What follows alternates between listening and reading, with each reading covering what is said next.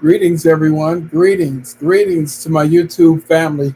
Boy, oh boy, have we got an interesting conversation tonight. For those of you who are logging on through YouTube, y'all, we're going to get into this amazing conversation. I think it really needs to be had. And I'm going to give people a chance to jump onto my TikTok as well. But the question is, the anti-marriage podcast industry, who hurt y'all?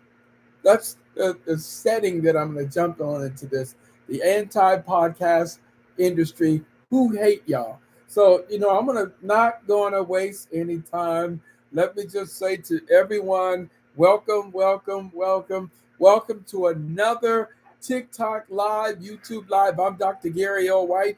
I am a licensed social worker. I am a professor of social work at Clark Atlanta University, where I teach many courses in family therapy, fatherhood, policy, statistics, you name it. But y'all get on tonight because I have an amazing conversation, right? The anti-marriage podcast industry. Who hurt y'all? That's how I want to set this tone up. Who doggone hurt y'all, right? So the fear factor. You all get some people on. I'm going to talk about why some men talk against marriage and fatherhood. Y'all, I'm glad to have people jumping on here tonight. Why some men talk against marriage and fatherhood. Y'all get someone on. I'm going to give the people a chance to jump onto this conversation because it's going to be amazing tonight. I've got 10 reasons. I got 10 reasons why I believe some men in particularly talk against marriage and fatherhood. Two of the most beautiful things that we can do, particularly as men, the most radical thing that you can do, the greatest impact that we as a people can have on our community, on our society, centers around healthy families and healthy marriage. But somehow, when we pay attention to what's taking place in the podcast industry, oh my God, when we're taking a look at it, the anti-marriage podcast industry. And so I'm setting this tone. If you got my message, I just asked a simple question: who hurt y'all? That's and for those of you who are jumping in on tonight, welcome, DeAndre. Glad to have you on here. DeBose, I believe that is. Glad to have you on today. We're talking about an amazing conversation. So you all get some more people on. I want someone to challenge me, if you will, here. I got a couple reasons. As a matter of fact, I got 10 reasons why I think we often see the whole podcast industry just being overrun, talking about against marriage or talking down or the complications of marriage and fatherhood and the challenges that we put on women and the perspectives. So I really, I'm going to ask this question: who hurt y'all? So y'all get some people on. We are going to get into this here. So I'm Dr. Gary O. White. Glad to have you on. As a therapist and someone who works with couples, as a professor teaching African American families and teaching evaluation and clinical social work practice. You all, I have no choice but to sometimes jump into this conversation of why we are seeing so much. Good to see you, Mark. Why we are seeing so much attention against marriage and fatherhood. And so here's a hint to where I'm going. That's why I asked the question for you podcasters who got your own show. I'm asking a simple question of who hurt y'all. Now, this is one of the things that I want to put out there because I think for those of you who are joining me for the first time, I think it's fair to ask the question. I've been with my wife. We've been together 37 years. That's right, 37 years. We have 3 beautiful, very well educated, successful daughters, and we both recently became grandparents. So that's the only bio part that I want to give you all, that I like to practice what I preach and what I teach. And so what I'm seeing, because I've reached a point where there's just a few of us that are promoting and talking about the beauty of marriage, talking about the wonders of fatherhood, that it reaches a point where I think it's only a few of us that are really out there talking about it. Now, there's some things that we just know for a fact. Men live longer who are married. But let me put that caveat, who are in healthy relationships. So men in healthy relationships and men who are married, brothers, we tend to live longer. But somehow, good to see you, Kimberly. Somehow, in the backdrop of all this, there's been an incredible negative conversation. So tonight we're talking about one of the hottest conversations happening on social media right now, and that is why so many men seem to be against marriage and committed relationships, as well as, I'm gonna throw it in there, fatherhood. So think about this for those of you who are joining, right? If you spend 5 minutes on TikTok, YouTube, Instagram, on podcasts, y'all have heard it all. Marriage isn't worth it. People are throwing the warning signs. Never get married. Don't do it. Telling brothers to run, right? The courts are against men. So folks are talking, man, it's cheaper to keep it. They're telling you to run, right? Women aren't worth all the trouble. Now, you got to pause on that one and ask, what's the alternative? Well, we might know the alternative, but I'm going to tell you, same sex, same problem. But back to the point. What we do recognize that you hear these messages, stay single, brother, stack your money. These are the conversations, the red pill or the blue pill, y'all. That's the way it's coming out.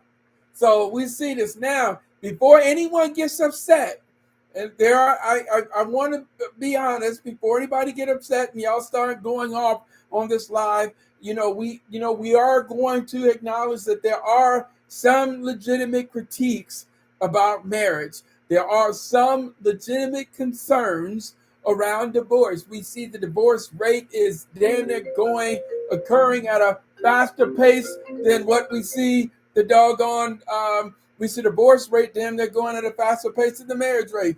There are some legitimate concerns even around family court. So you all, I'm hearing this, but tonight I'm asking a different question. What if some of what we're hearing isn't wisdom that people are putting out? What if what we are hearing here is really masked behind all that, y'all? What if some of this is fear, right? What if underneath all of that bravado around why men should not get married, why people should hold off getting married, what if underneath all of that, what if underneath all the podcast microphones, all of that crazy relationship advice is a man who is terrified, who is scared?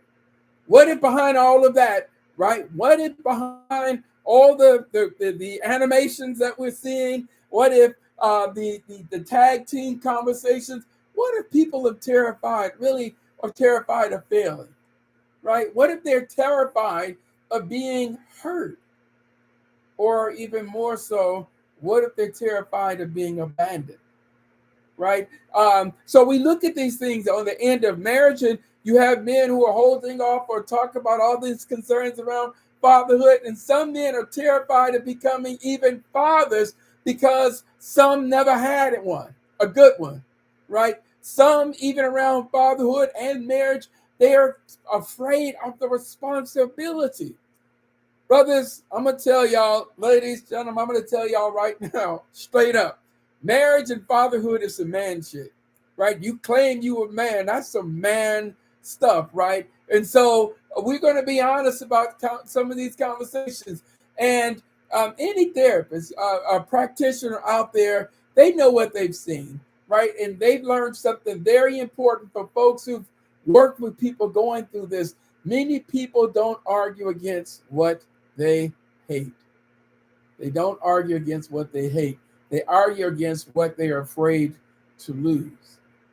So tonight we're going to unpack 10. Actually, I got more. Hopefully I can get through more, but I'm going to stop at 10. I'm going to stop at 10 fears that often hide behind this anti-marriage and anti-fatherhood rhetoric. And I promise you, we're going to have a little fun on the way in the midst of all this. So we'll be honest with you. But glad to have y'all some on. Corey, glad to have you on. Mickey, glad to have you on. Kate, glad to see you all have joined. You all, we're going to talk about it. I'm going to uncrack some of this, right? So glad to see you on. Marlo Costa, glad to see that you all are joining. Bishop Duke, Billie Jean, glad to have you on. Maria Bowie, glad to have y'all on. Y'all coming in through here, right? So let's jump in this. Some men, right, when we are really thinking about it, my central argument. Here's the fundamental argument that I'm going to make in a simple 1 hour conversation that many social media personalities present themselves as telling a hard truth about marriage and fatherhood. That's what you see. And then they get in these circles, they're giving each other a high five, right? They're supporting it. They got clips, they got everything out there. But men are actually speaking from a place that nobody want to talk about, right? So you're going in on some of this, but some of y'all are talking, but really you're speaking from a place of unresolved traumas or unresolved wounds. Some of y'all are dealing with attachment wounds. I'm going to be even more specific, right? Some of us are who talk in this regard, they have some relationship disappointments. These emotional injuries that they have not treated or dealt with, and a fear of vulnerability. So, this here is, some of my fundamental argument. And again, like I said, try me, deny me, prove me, disprove me. I'm all good with it. I think that many of these behaviors that we'll see in the way some people going off in the clinical world, some of this we might write this off as avoidance strategies, right? So if you if I convince myself, and this is the way this avoidance piece works, if I convince myself that marriage is stupid, if I convince myself that marriage is not worth all the heartache and pain, I never have to risk being hurt because I told myself that's the truth. If I convince myself that fatherhood isn't worth it, right, I never have to risk failing as a father. Y'all see where I'm going? So when we think about it, the cynicism is simply fear wearing a suit. Right, y'all standing behind this fear that I'm saying that is wearing a suit. So that's my fundamental argument, right? So I think somewhere behind that, and I've said this before when I jump into this, I've said this before that being a husband, a father, and having this type of responsibility is real, right? This ain't nothing. We see a lot of people getting into marriage, right? What are they're really centering around the wedding, but no one thinks about the life after, right? When you think about the wedding vows, I always tell people for rich or poor, for sickness and health, all those are really the cycles of any marriage. You stay married long enough, you are likely to see all of those cycles kind of move through. But that's what strengthens a marriage and fatherhood. So here we go, y'all. These are my 10 reasons, right? These are my 10 reasons I think many people talk down or talk negative about fatherhood and marriage, right? So, incidentally, let me just throw this in here. On next week, you all, my conversation is second time around.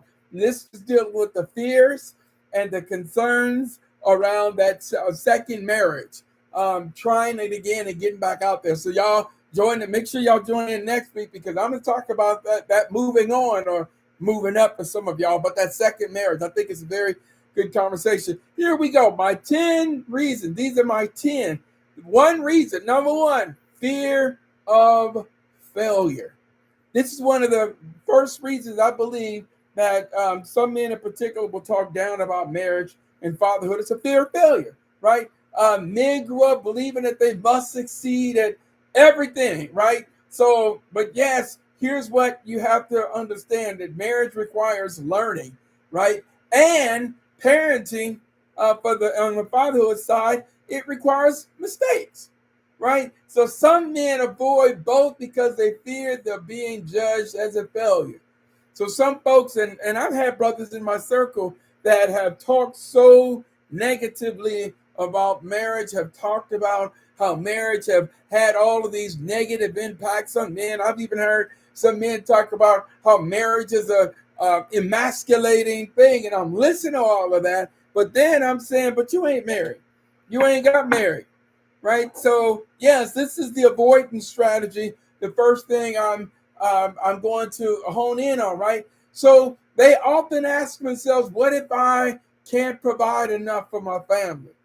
Right? These, I think, are some of the secret conversations that some of these men may have. You know, what if I become a father and and I repeat what my own daddy did, right? And so you see these men.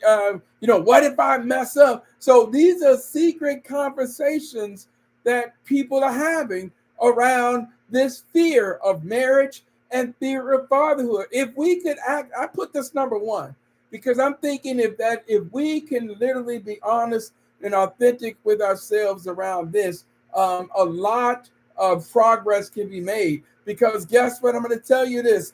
In 1993, I'm going to be honest with you, as we approach to get married, but at that same exact time, I'm going to tell you I was terrified.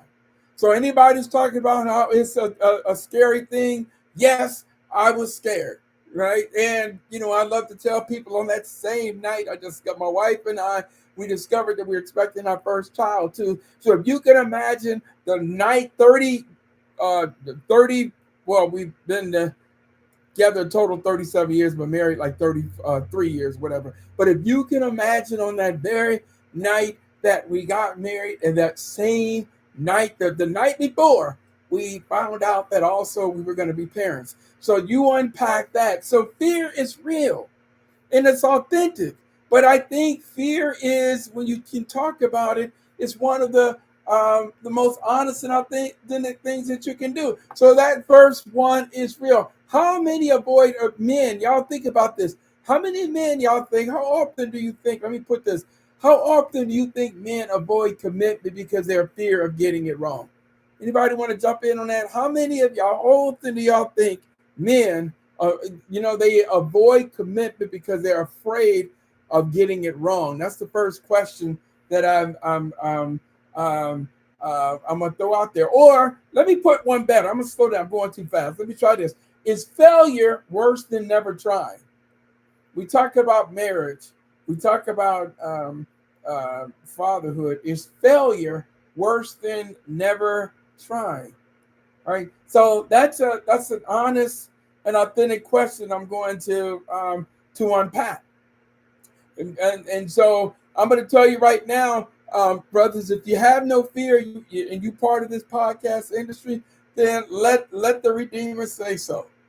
If that's not a fear of yours.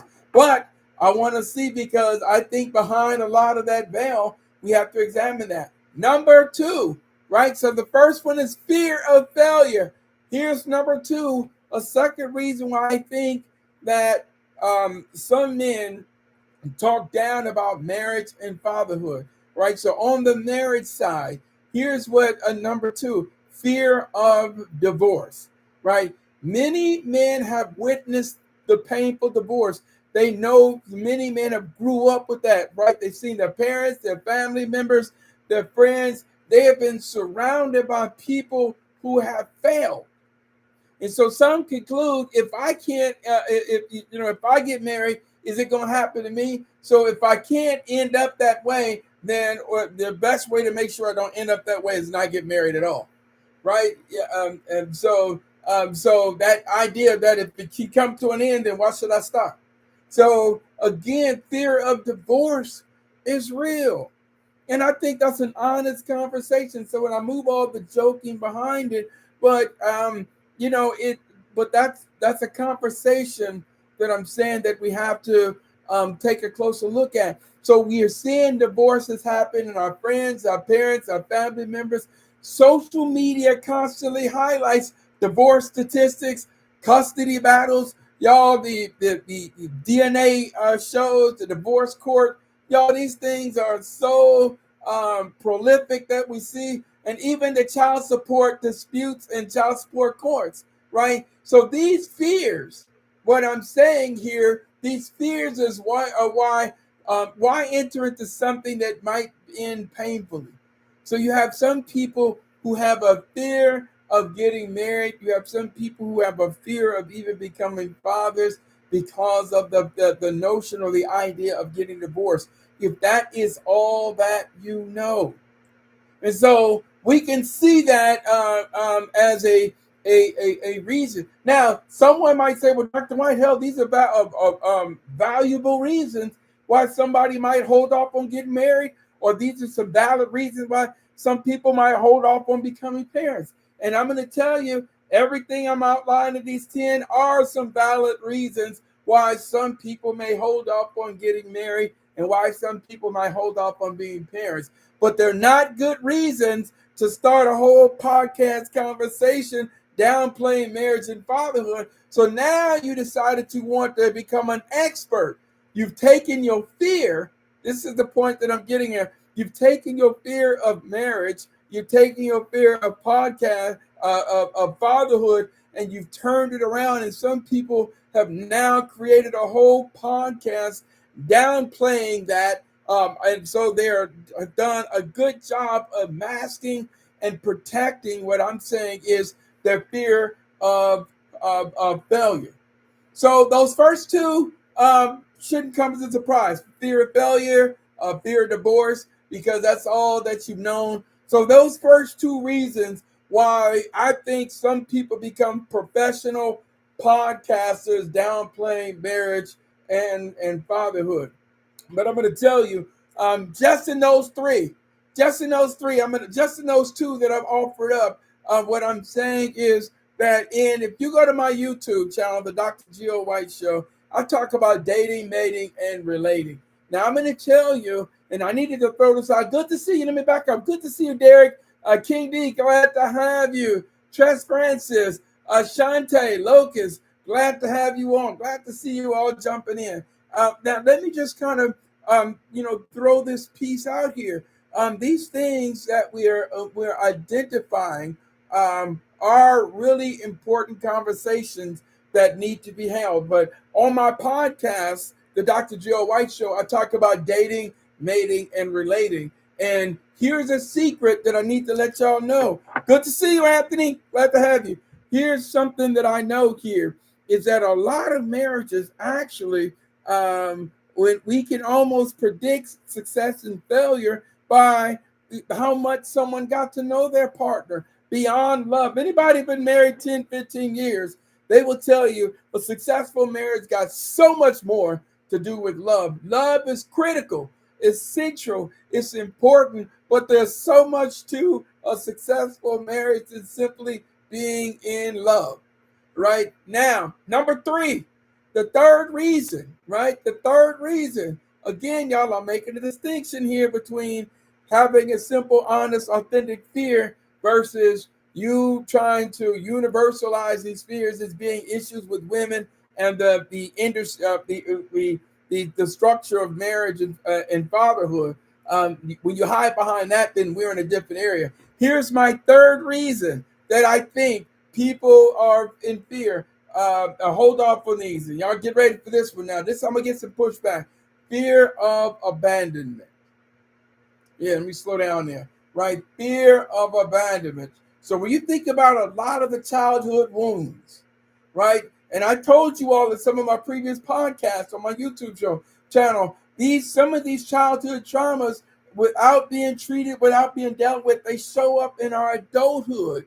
And then they show up in our relationship and decision making. The concept of disassociation means that when you're dealing with a situation in the past memories, past traumas come up into the present, and they become so pressing, so impactful that now you're no longer dealing with the present because the past has come over and taken over how you handle a given situation. That's the secular explanation of disassociation, right? But this notion of fear abandonment, right? You think about some of y'all, you remember when your father left, or you remember when your father was never there, right?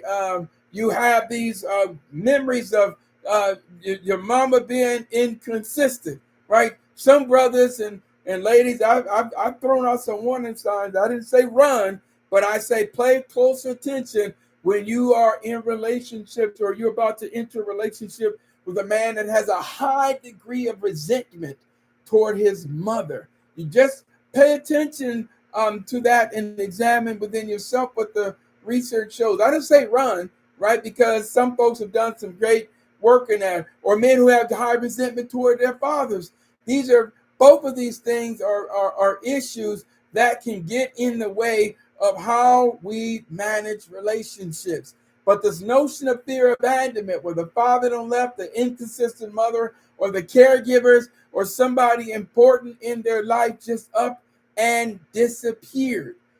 These type of experiences can create deep fears around rejection. And y'all know, if you're honest and authentic with yourself, we know there's a lot of people that struggle with rejection. They take it, they hurt hard, they hurt long, they hurt deep, and they hurt wrong.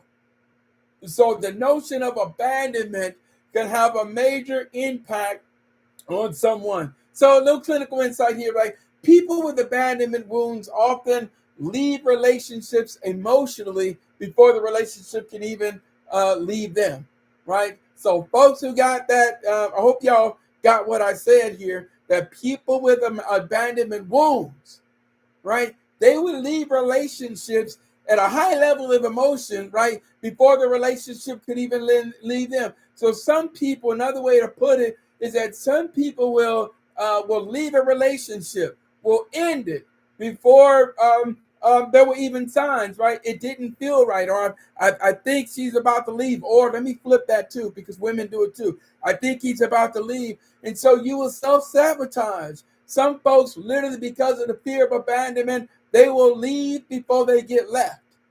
Although, watch this, you all, that fear, right? Fear is not facts. Although that fear is there, now they're acting off of their fear. So they will leave before they get left.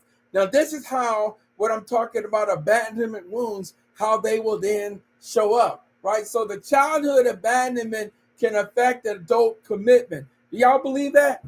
Do y'all think that issues from your childhood can impact adult commitment of relationships? Someone give me a heart, give me a thumbs up if you're paying attention. If you believe that what has happened in our childhood can affect our adult relationships. What do y'all see? Good to see you, Monica F. Man. What a what a name. But when we began to see that, thank you, Monica. Carol Simmons, good to see you. Yes, these issues in our childhood could show up in our adulthood. And so now this is the I'm going to abandon a lead because I know what hurt feels like. And so this notion of abandonment, you will break and leave a relationship before these signs that you've seen, they weren't even real. But it's those memories of those past traumas have created an image or something to occur in your relationship. And so now the fear of abandonment, the fear of being left again becomes so overwhelming that we are hesitant about being married. We're hesitant about having children. And that second one is very interesting too, because in a lot of my work, I'm examining fathers in this notion of, for so many men, again, abandonment. There's so many men who were abandoned as children. They remember their father leaving. They remember their father not being around at all. Y'all, we've got to have a conversation about how, when you saw how that hurt you as a child, then how some men, not most, not many, just some, while some men will then replicate that same trauma. Y'all, we're going to dispel some myths because it ain't many or it ain't most. It's just some men who do that. But that's my number 3, fear of abandonment. I think that abandonment piece is very real. And so, and again, the hint there is that some people will pull the plug before the plug is pulled on them. So they see all that, they go, man, I'm not even trying to get into that. So if they're in a relationship, they'll bounce from the relationship, but they're going to hold off on getting marriage because the fear of that partner leaving them is too great.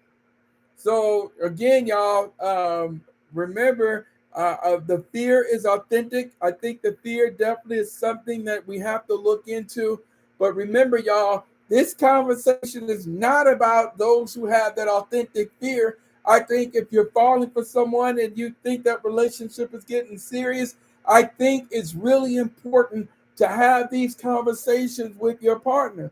I think, brothers, you can say to a woman that I do have some fears. I do have some fear of if I get married, where now I'm going to be able to support my family. Those are some authentic fears and concerns that we need to be having, not with yourself in the back of your head, and definitely not create a whole show downplaying it. But that's my number three. So you all, I'm going to walk through this because we're going to get through these rather quick. I said the first one, number one, was fear of failure, right? Number two, I said fear of divorce. Number three, I said fear of abandonment. So, y'all, how we doing? Number four, y'all, in this one here, I'm going to apply to marriage and I'm going to apply to fatherhood. The fear of responsibility. Y'all let that one set in. Now, this one here, if there are layers, that we gotta peel back to see the true issue, fear of responsibility is y'all gotta pull back several layers. Because this one here, y'all let that sink in because I think that this is a real live conversation. I think you have a lot of brothers out there that are in fear of the responsibility. I don't care what they hiding behind, but that fear of responsibility, because guess what? It's a lot of responsibility that come with being married. It's a lot of responsibility that come with being a father. So they require accountability. That's number one, right? No more living, and this is what I'm getting at here. No more living solely for yourself, right? So these are some real live realities here in this conversation, right? So the fear of responsibility. Now you have shared income, shared accountability, shared responsibility. No more making every decision independently.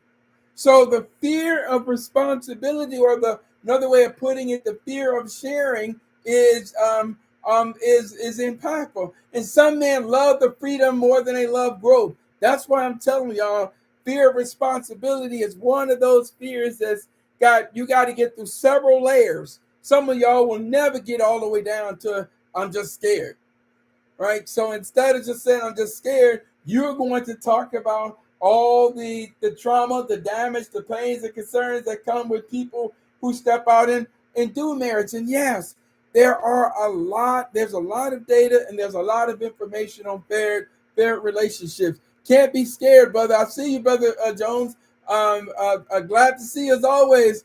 Dr. BLM, glad to have you join. Doctor, you know, when I get some therapists on, you know, I'd love to hear y'all comments on that. Good to see you, Nina. Glad to have you on. So this is number four, the fear of responsibility.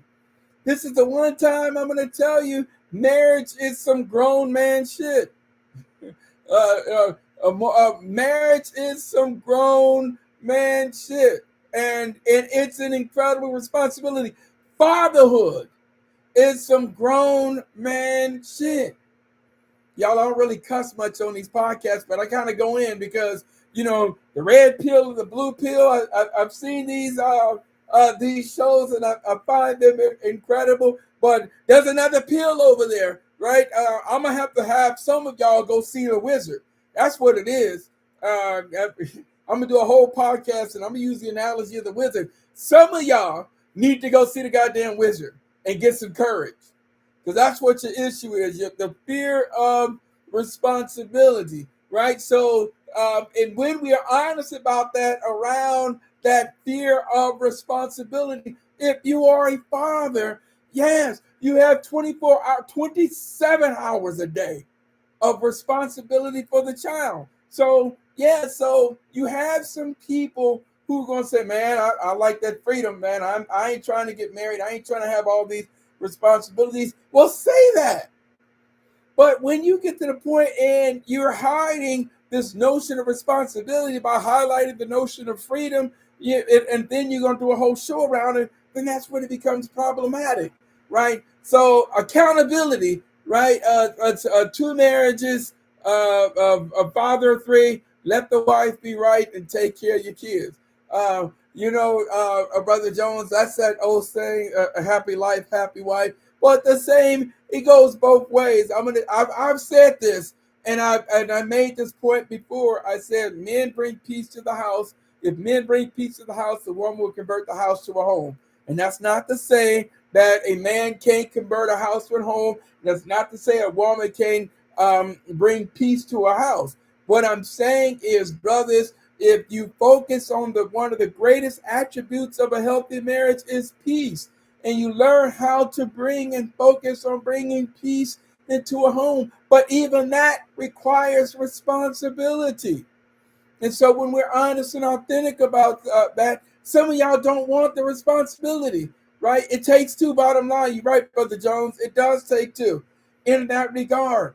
But you're running from the responsibility, right? And so some of you all, the marriage for some people, right? Not all, not many, not most, some. Y'all, we got to work in our language, because I think that's what happens sometimes when we get to doing a lot of these critiques. We'll say, you know that most, you know that many. It ain't many, it ain't most. At best, you can say some, right? We know that some marriages have ended because the responsibility became too great. You weren't ready for the responsibility. Now, that has a lot to do with, this is why I'm such a major proponent in all of these, is why I'm such a believer in premarital counseling. But you got to do it with somebody who's good, who can help y'all get down to the grits of a lot of the issues that have to be discussed and explored. But number four, fear of responsibility, I'm going to tell you, is an absolute real life peace that people are going to hide behind. So you're going to tell them, man, I like my freedom. I ain't trying to get, yeah, I'm going to tell you this right now. Here's the reality. In your old age, you're going to enjoy that freedom. And guess what? You're going to be the most popular person in the convalescent hospital. That's what I tell people. Oh man, you love your freedom. They're gonna love you in the senior ward. You can have your own. You can have your own senior pad. Oh, they're gonna love you. Yeah, y'all continue believe in that. But at some point, brothers, we have to make that turn. Number five, right, y'all? This is connected to the trauma, you all. The fifth reason I think that people downplay and publicly put down, just universally speaking, who put down marriage and fatherhood: fear of vulnerability. Fear of vulnerability, I think, is another reason why some people will go live and they will put down marriage, they will put down fatherhood, because of the outright fear of vulnerability. Real intimacy requires exposure. You all, let me let y'all in on just a little. This is my little philosophical piece here, right? Um, the greatest prerequisite to love, to truly love someone, or to truly be loved, and this is for you, brothers and sisters, to truly be loved, you must make yourself vulnerable.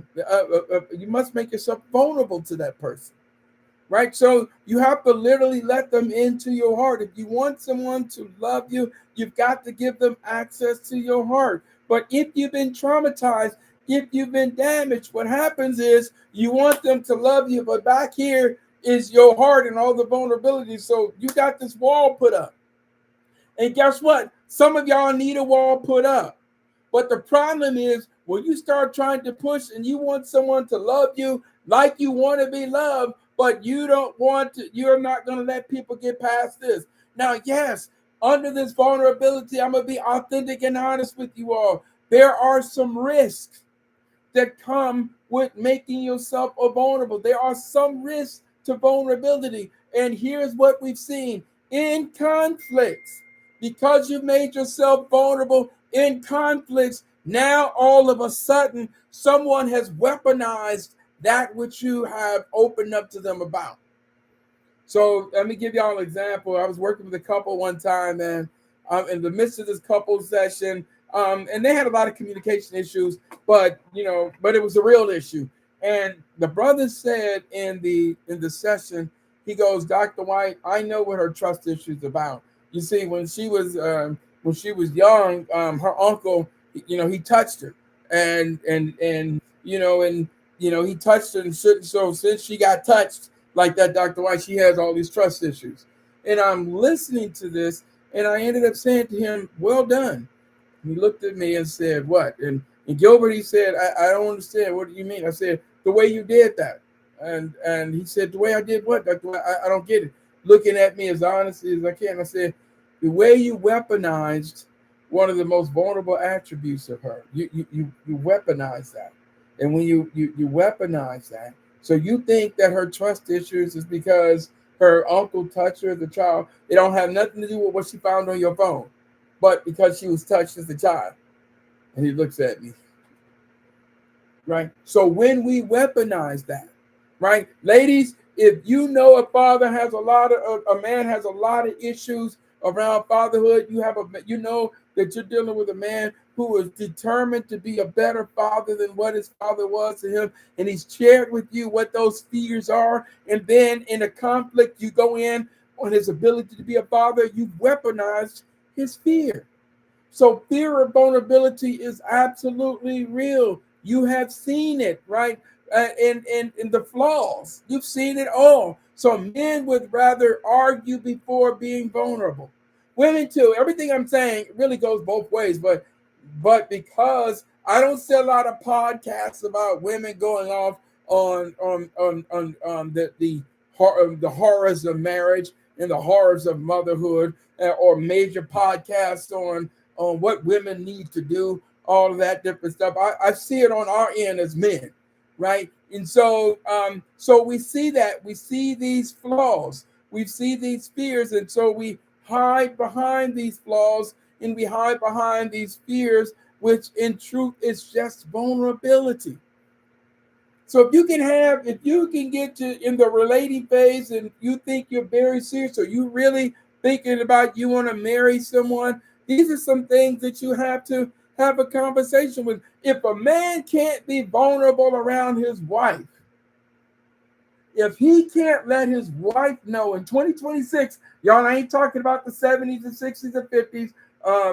Some of our fathers were built differently. I was born in 65. Hell, I'm built differently than some of the young married men on the day. I get that. I know it. But I'm going to tell you, in 2026, I'm going to say, if you can't be vulnerable in front of your partner, if you can't share and have your partner work with you through your fears, then I'm telling you, you've got some work to do. But the fear of vulnerability becomes one of those big issues that we have to hone in on. And so the question is, why is vulnerability so difficult for men? Anybody want to tackle that? Why do y'all think being vulnerable is so difficult for some men? Not most, not many, not all. Why do y'all think vulnerability is so difficult for some men?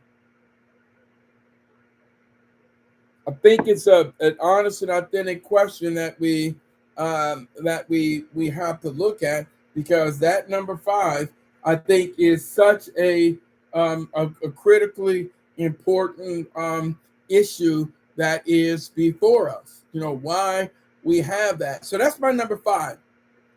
Number 6, y'all, this is getting good, right? This is number 6. Now, I already told you that fear is one. Now, this one here, number 6, y'all hone in on trauma from previous relationships. Trauma from previous relationships. Some men were cheated on. They were lied to. They were manipulated. They were humiliated. Instead of healing, they generalized. So I once asked a question in one of my classes, and I'm going to ask y'all this question here. Who is more emotional, men or women? Who is more emotional, men or women?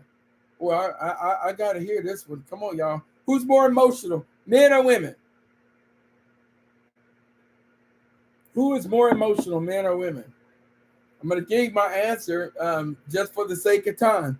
Men and women are just as emotional. Women's emotions, some women emotions, they explode. But men, some they implode, right? So some men get to the point where they will implode. So exploding, they will cuss you out. You ain't shit. I'm tired of the women might say, you ain't shit. I'm tired of your mess. All right. So they take that hurt and the pain and they will direct it toward a specific individual.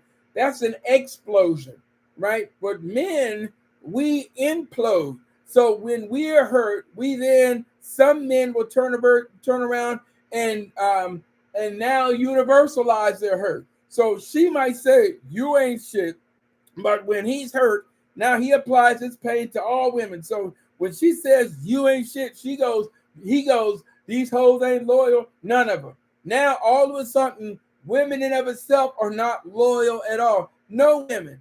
So this is what I mean by when we take that hurt and we take that pain, and then what we do is we generalize it. All women are the same becomes that language. Now, sisters, just for clarity, some of y'all do that too. Some of y'all will say, all men are dogs that got a little dog in them while you raising a son.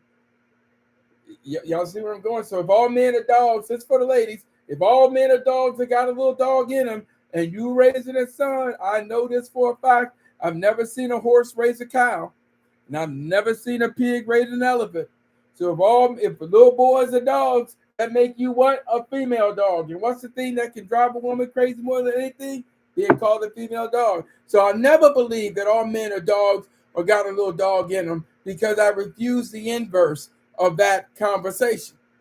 But when we universalize that, what we're really doing is speaking about our experience, our hurt and our pain, and we've confirmed our hurt and our pain, and we made our hurt and our pain universal by then going out and looking at the podcast. So here's the interesting thing.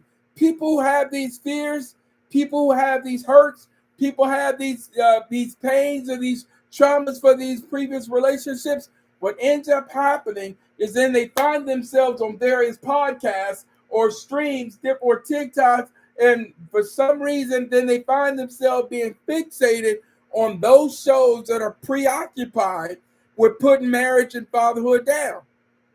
So now what happens is because you've been hurt from previous relationships, you've traumatized it to a point of disassociation.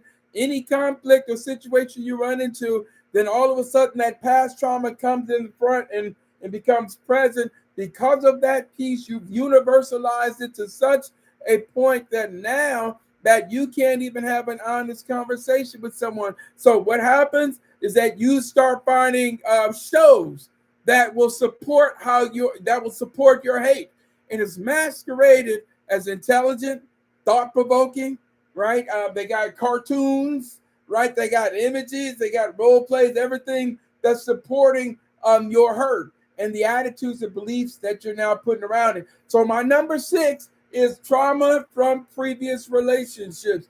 This is what contributes to the fear, but this is what contributes, I believe, to a lot of podcast shows and discussions around downplaying marriage and fatherhood. So if y'all hadn't figured it out, I think one of the greatest things, especially for you conscious community folks, right? One of the most radical things that you can do, the best thing that you can do for our people, and I don't care what racial group you are, this is a universal language. The best thing you can do for my people, for your people, is to create a healthy family or co-parent relationship. That's the best thing that you can do. The best thing that you can do is have children who, even if the parents are no longer together, who are children are growing to adults and can say I had access to both of my parents, or both of my parents were there. Kids in a healthy scenario, even if the parents have started new relationships, that children don't have to panic when the parents and their new relationships all come together. The most radical thing that you can do is tackle that trauma and not let it be present. Just on last week, y'all. Just on last week, my TikTok live on last week, I talked about the three phases of a breakup: the physical, the emotional, and psychological. The trauma from the previous relationships is connected to what I talked about. Because on last week, just on last week, I said you may not have fully broken up from someone if emotionally speaking, you find yourself angry if you see them happy on social media or you see some good news, you start finding yourself feeling some type of way. That means that you have not emotionally finished that relationship, or psychologically, you may have not have psychologically ended that relationship because you are still doing things to cause hurt or pain or stumbling blocks. I said, ladies, you may not have finished that relationship. You may not be over it if you're becoming a gatekeeper to the father's involvement with the child. Brothers, you may not have gotten over that relationship when all of a sudden you have issues because she done moved on with her life, and now you're making statements as if your child is unprotected. So we see that in this here, our trauma can show up. And when the trauma shows up from previous relationships, then we have, problems. You're telling someone in a new relationship, I'm going to tell you right now, one of my triggers, when you don't answer that phone, that's a trigger for me. Or if I don't know where you at, that's a trigger for me. And now what has happened is some of y'all will enter a new relationship, and what you have done is you've told the new person in your life about your traumas and your triggers, and you're expecting them to accommodate or walk around your traumas and triggers, where in reality, you've not dealt with those traumas and triggers. But what you've done is you just remind all the people that you got, it's the minefield, right? You're standing at your front porch there, and someone's standing at the top of your lawn, and you telling them to just come across the lawn, and you're like, oh, incidentally, I got a lot of landmines in the grass, so don't step on them. That's the way some of our triggers are. They're all over the place. But what happens is that sometimes triggers are untreated traumas. And so what ends up happening, this trauma from previous relationships begins to impact your ability to form meaningful relationships. So some of y'all don't even make it to the engagement phase because of abandonment issues. You out before because it gets too close. You start self-sabotaging when it starts feeling too close, or the trauma, you began to see things or feelings that are not necessarily there.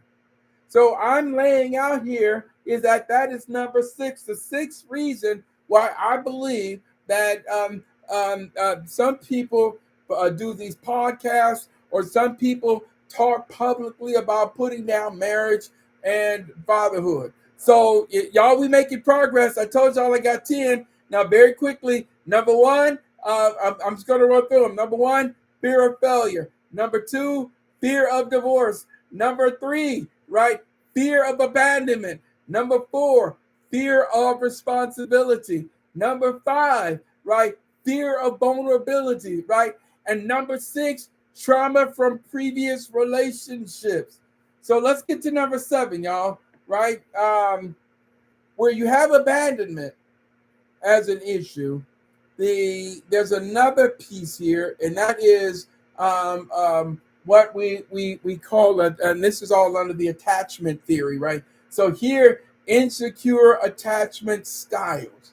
So I'm going to slow down on here, right? Attachment theory tells us that early relationship influences adult relationships. So men with avoidant attachment often desire connection while simultaneously fearing it, right? So that's what the insecure attachment is. You want attachment, you want a meaningful relationship, but at the same time, you scared as hell about it.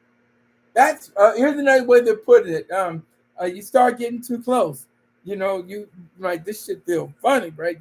What is this? This is love, right? Now you ain't felt love like this, right? So then it start feeling uncomfortable, right? So the insecure attachment, you want love, you want to be loved, right? This is crazy, but at the same time, you got a high level of fear about it. So some of y'all want to be married. Some of y'all are ready to propose, but your mind can't even get past the wedding, right? So you want these things, but you also at the same time, You have a fear, right? So this is the attachment style here. You have a fear of the attachment actually occurring, right? So the men here, they want closeness. Remember, y'all, I'm talking about these podcast pros who are lambasting marriage, lambasting fatherhood, right? I'm saying you pull the layers back. I'm just telling y'all right now. I'm really these 10 things is what's behind that curtain, right? So men with the avoidant attachment often desire the connection, like I said, while simultaneously fear it, right? They want the closeness, then they panic when they get it.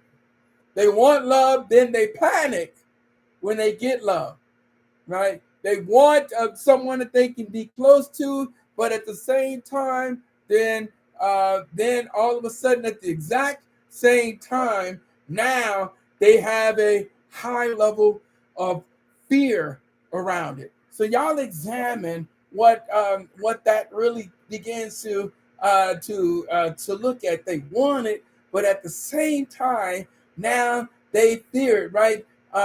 They value men with these type of attachment issues. You are the avoidant attachment values independence over intimacy. Let me just kind of break this down, right? The anxious attachment, right? That's another form, right? They're often fear, rejection, and abandonment. So they have these type of attachments, right? And so these things will get in the way. They want it, but they fear it. They desire the independence. When the dust settle over the intimacy, that's the avoidant and the anxious one, right? They have the fear. They fear the rejection and abandonment. And so these are the things that I'm saying becomes problematic in many of these relationships. Number 8, the fear of losing control, right? Marriage requires compromise, right? Parenthood requires sacrifice, and some men interpret compromise as a weakness. So some men walk into this relationship with all this junk that they've gotten from television, all this junk that they've gotten from social media, and so all of a sudden they have these fears that are out there, right? So now the notion of having to share, the notion of having to compromise, the notion of when you get married that you can't just bounce, right? So the fear of control becomes overwhelming. Some men, if they're honest and authentic with themselves, you got married, but really what that is a formalized, an elevated level of a girlfriend. And so some people break up from marriages like they would break up from a girlfriend or a marriage. And we know that breaking up in that regard is so much more different, right? Y'all, we coming towards the end of this. So fear of losing control, I think, is important. And here's my number 9, fear of repeating their father's mistake. Many men secretly worry that what if I become my father? For those men who have that type of relationship, right? Especially if their father was absent or abusive or emotionally unavailable, right? And so some of us, our fears is because of what we saw or what we grew up or what we were exposed to. And number 10, right? Fear, and this is different, y'all, but this is about authentic for a moment. Fear of their own potential, right? This one will surprise people. Some men know fatherhood would change them. Some men know that marriage requires growth, and growth is uncomfortable. Y'all see how that fit in here? So fear they're losing the freedom. So in all of this here, they want the marriage, they want the fatherhood, they want, but they're in fear of what comes with it: the sacrifice, the responsibility, and the accountability. I think all these things when they get in the way, right? So in all of these pieces, I think are absolutely critical in terms of what we do here. So I want you all to let much of what I'm saying stick in. And I'm going to close that tonight wasn't about criticizing men. It was about challenging us, brothers, right? Because there is a difference between wisdom and woundedness. There's a difference between caution and fear, and there's a difference between protecting yourself and imprisoning yourself. Marriage isn't for everyone. I will admit that. Fatherhood isn't for everyone. I will acknowledge that. But fear should never be the reason that you choose to avoid either path. So the question isn't, what if I fail? The better question is, what kind of life will I miss if I never try?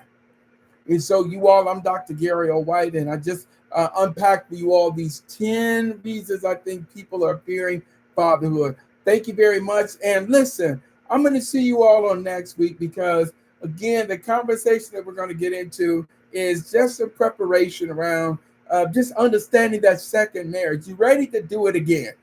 Second time, or for some of y'all, a third time. You want to do it, and what are the do's? What are the don'ts? What are some fears? What are the concerns? You all, I'm pulling in everything that I've learned from those in my circle, from what I read in my books, and from what the couples, the remarrying couples that I've encountered over these last 30 years.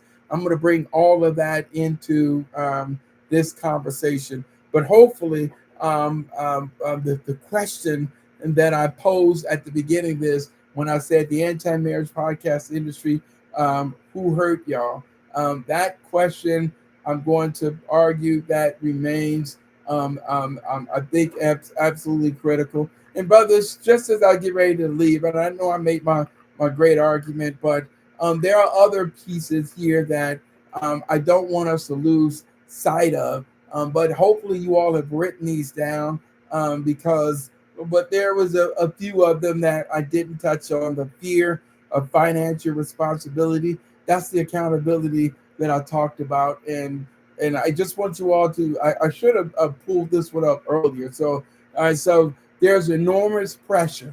The financial accountability, the rising house costs, child care, student loans, economic uncertainty. This one becomes one of the ones that men are most comfortable talking about as a fear because it's dealing with money.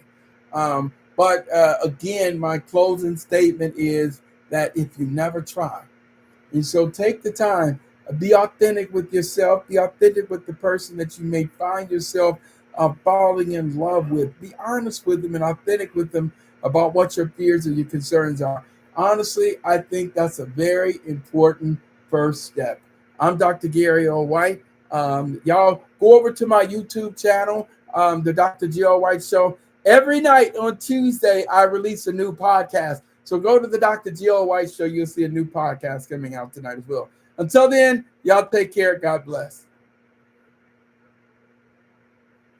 All right, YouTube. Hope y'all enjoyed that. Take care.